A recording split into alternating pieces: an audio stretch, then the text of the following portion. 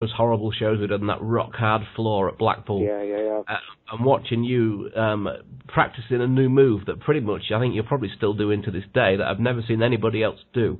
Where did you come up with your DDT maneuver off the ropes, your spinning DDT? I don't know, mate. I just made it up, I guess. I do remember being with George Castano. We went along to watch an all-star show at Croydon Fairfield Halls. And I think it was about the time, we were bloody young lions back then. Like, we trained every chance we got. I mean, you know, the work rate was there. We was watching videos all week long. I used to use these tape traders, you know, get tapes flown in from Mexico and Japan and America. And, me and George were at this all-star show. The ring was set up. There was no one in the ring. I wanted to try out the move. George was like, yeah, cool, let's go do it. I'll catch you. And then we went and done it, and that was it. That's been your go-to. And honestly, again, I've never seen anybody else do that. It's all I got, mate. It's crazy bollocks. I used to run up a wall or something, but that's not. You did used to run up walls. I've got a couple of matches of me and you with you running up the wall. Easy pop, easy pop. There you go. That's what that 1 year of circus college that took. Right, so obviously FWA started to come into the fore as well around 2002, because you did do you remember doing those little tours for me? Just when the King of England show was on, you was actually wrestling for me. You worked with me for a 3-date tour. Do you remember doing that? We were doing for some reason. And you are the... Sorry, go on. No, go on. What did I have? You are the only man I know, the only wrestler that I've ever met that turned up for this show for me at Brig and didn't bring any wrestling gear. I was going to ask you what that's about, because I've got a picture from it, and whenever I see this picture, I'm like, why was I wearing my clothes? Like, did I lose my gear on the way or something? I'm not sure. You turned up and you said to me, "Oh, I've got a bit of a problem, Steve." I said, "What is it?"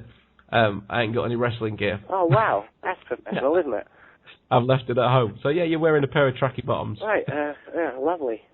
I was to Vince we sat down and we watched King of England. You might have gone back to London, actually. And this is another funny story with you, because I remember you coming to my house. Yeah. And as you walked in, the TV was on, and EastEnders was on the TV. Right. And I remember, because my wife always mentions this about you, because she loves you. She thinks you're such a nice lad. Oh. And she said, you came in and you said, oh, wow, you guys get EastEnders here.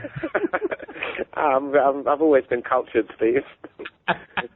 Yeah, well, we've even got electricity in Lincolnshire, Cody. It's amazing. Yeah, it says a lot about my geography skills as well. Other side of the world, and they still get EastEnders up north. Oh, amazing. So I remember sitting down, watching this King of England, and this is where this blew me away, because I'd literally broken my neck and couldn't wrestle anymore, but I'd put these shows on, and I sat down with Alex, and I remember sitting there and watching you on this King of England. Do you remember doing that show? The King of England, the first one? Yeah, of course, definitely. Yeah. Second one. And what memories from... Oh, God, I shouldn't say memories from that, because then I sound like that guy that does the shoot interviews. But that was... I mean, I remember you and Doug in the final of that, just doing stuff where I looked and thought, Jesus Christ, these guys are really coming on. What was the King of England like? 'Cause, what matches did you do? You was on with Johnny, and that was a ladder match that was butchered on TV, yeah? Yeah, that was me and Johnny, which we were gutted about, because, that was great exposure to myself and Johnny Storm. But, yeah, they edited it to hell and back, didn't they, that ladder match? But, I got good memories of the show, because that was at Crystal Palace again, wasn't it? Yeah. And it was, I think we came on a bit. You can see it if you were to watch the UWA one and that one. Massively. Yeah, we'd all came on a lot, hadn't we? The production value was there again, which helps. It just looked like a professional setup, and I think maybe that was the first one, or definitely one of the first British shows where we looked like we could compete with anyone. I mean, obviously the production was never going to mark up to WWE standards, obviously. But, I think watching those shows, you can see that there's definitely something marketable here. And, so I guess that they helped start it all off. I was very surprised that they never did anything else with that on Bravo, to be honest with you, because it was a really, really well put together show, and the final was you and Doug, I remember and then Dynamite Kid came out at the end. Yeah, awesome memories. Yeah, what's with that? I don't know why Bravo didn't take her up. I don't know. No idea. You would have to ask Mr. Shane, Mr. Alex Shane, Yeah. and maybe I'll ask him when he comes on. We'll see what happened there. Yeah. And I mean, at this point, you'd gone to your MC Hammer baggy pants look, and you was. You was. Have you still got the pants? Do you still wear them now? Mate, I'm looking at a cupboard and the pants are inside. I'm about to put them on. Can't touch this. Ding, ding, ding, ding. Awesome. I love those pants. Yeah. But this is actually where your career really kicked off, and you went off to America, and you've always been very closely associated with who I'm assuming is your best pal, Johnny Storm. Yeah. What was America like? What did you do? How did that come about? You know what? To be honest, I don't know how it came about. And there was a guy called Kenny McBride who was friends with... Actually, you wouldn't know Kenny, I think. Very well, yeah. Right, yeah. So, and he was good mates with Ross Hutchinson, who would have known as well. I remember for a while thinking that it was something to do with Ross, who'd set the whole thing up. I mean, we worked for a guess off the top of my head, maybe 7, maybe 10 different companies out there on that first tour. And to this day, I don't really know who set it all up for us, to be honest. I know that the money for the flights was split between CZW and Ring of Honor. CZW were ran by a guy called John Zandig. And Ring of Honor at the time was ran by 2 people, Gabe Sapolsky and Rob Feinstein. I knew where the money for the tickets came from. That's pretty much all I knew about the whole thing in terms of who set it up. If you know, then please tell me. Cause I would love to tell you, but I don't know either, unfortunately. So, but I remember that CZW match because someone showed me it literally as it had happened and said, "Just take a look at this," because I think that was you and Johnny's coming out match in America, wasn't it? Yeah, well, that was the first match that either of us had in that country. That was the first day of our little tour. Sorry, no, it wasn't the first match. It was the second match because we'd already done a 4-way on that same night in that same tournament, which makes me think, oh my lord, I worked 4 times that night. No one worked 4 times. Only got paid once. Yeah. Yeah. Depressing.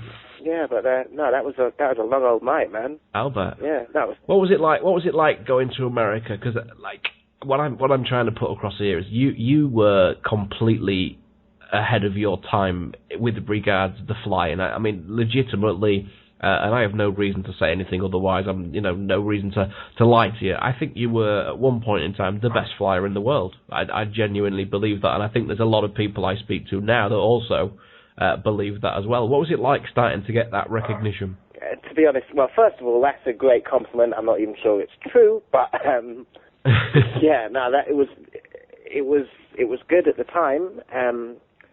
Did you have aspirations? Where was you thinking you were going to get to WWE? Was you not really? I never really kidded myself and thought I'd really get to WWE or do well in a company like that. It was a lot more based on the hype, this American style. I mean, my interview skills I've never been the Rock on the mic.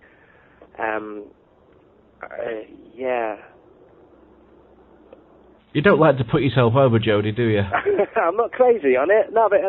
Obviously, that was I was doing a lot of the flying around stuff, but I didn't really have aspirations. As in, I was pretty busy doing it, and I don't really remember ever sitting back and thinking, "Oh, am I going to get here? Am I going to get there? I can't believe I'm here or there." I was quite busy at the time, and it was kind of like a constant flow of matches and pressure and tours and work, really. So I really didn't. No, I never really sat and thought, "Oh, am I going to get here, there, or wherever?" I just basically done the stuff. And you did a lot for Ring of Honor as well at the time. Would they flying you in and out to do those shows? Or? Yeah, they fly me out every 3 weeks. Really? Yeah. I think it was for their that's when they do their tapings at the place, the Murphy Recreational Center. But yes, that was pretty regular as well. Spent a lot of time in Philadelphia. But yeah, they were all good times. It was, like I say, it was pretty busy back then because it would be, I'd go off and work for those guys, then I'd do a bit of stuff at home, and then I'd be on my next Japanese tour, and then that'd be another 3 weeks, 6 weeks out. And it just seemed to go on a loop for those few years, if I remember right. But yeah, great times, man. A lot of fun. Absolutely, yeah. FWA, that was really starting to kick off in England as well at the time. FWA, you was their top guy, wasn't you, at one point in time? Tell us about your balcony dive. What made you do that? Are you stupid? Yes, yeah, pretty sick, basically.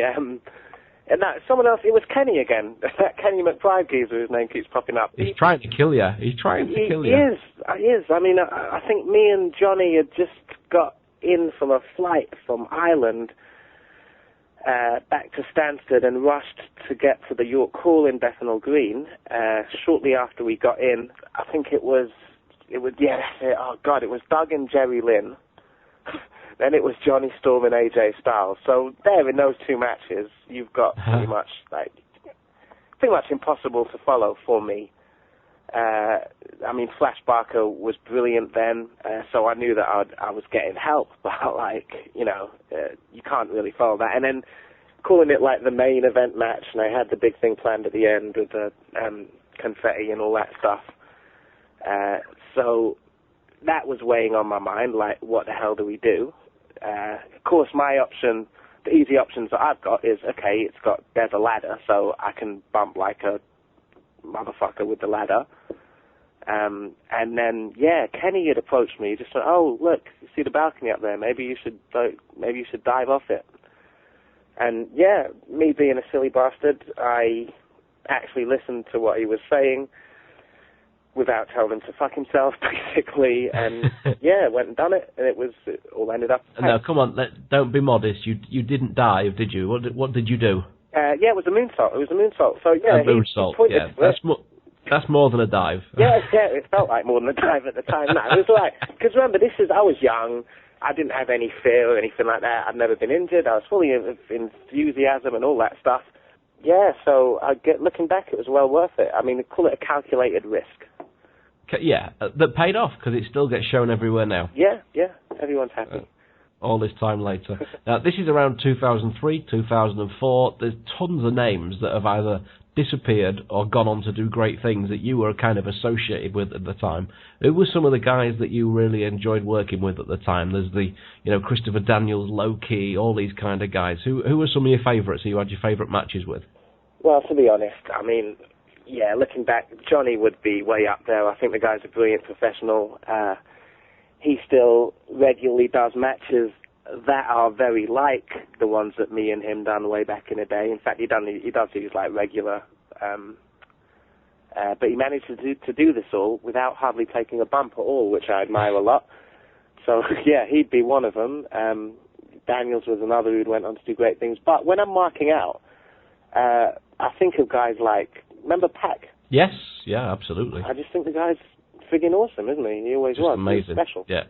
Absolutely, absolutely amazing. Yeah, people like him, a lot of the newer guys as well. I mean, a lot of the flyers like Will Ospreay he's awesome to watch. Been around all of us a lot, I mean, people like Alex, I've watched him progress and evolve through his whole career. Not necessarily in ring, but in a lot of other ways. The things that he's done for the business in this country have been, amazing. Substantial, I think, yeah.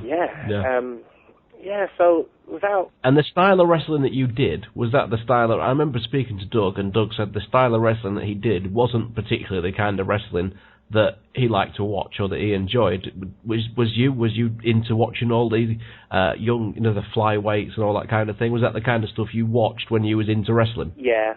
I mean, my biggest days as a fan, it was unbelievable the amount of stuff I was watching, man. There was these tape traders. I remember I would get tapes from CMLL and AAA in Mexico. I'd get my ECW TV, so that's a 4-hour tape once a month. I'd get New Japan tapes, All Japan Pro Wrestling tapes. I'd get basically anything wrestling that I could get my hands on, I'd watch and enjoy. I did I got turned on when ECW done their first pay-per-view, which was called Barely Legal. Uh-huh. Do you remember all this? I do. Right, and they done that 6-man tag. Michonoku came on and done this 6-man tag. It was Taka, Michonoku, Great Sasuke. Naniwa was there. He was one of them as well. They done a few, but the one they done on Barely Legal, that was probably my favourite match, or one of my top favourite matches to watch back then, and the style that I guess I enjoyed most, so I guess it's no surprise that I ended up working